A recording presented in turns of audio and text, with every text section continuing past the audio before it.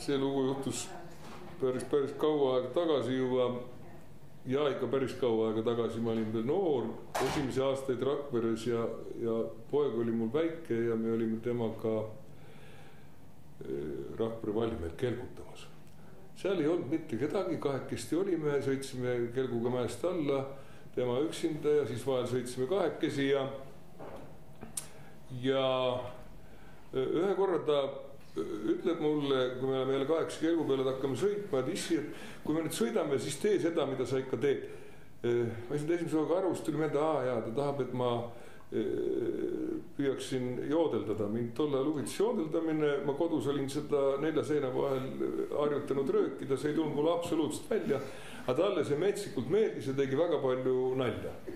Ja ma vaatasin ümberringi, ühtegi inimest ei olnud, sõitsime mäest alla ja siis ma püüdsin joodeldada, see oli hirmus ja kole ja mõlemad naersime laginal ja meil oli väga lõbus.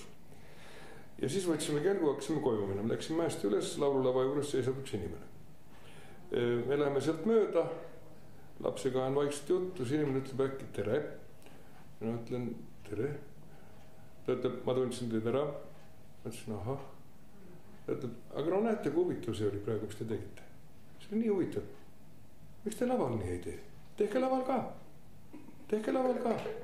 Nii huvitav on.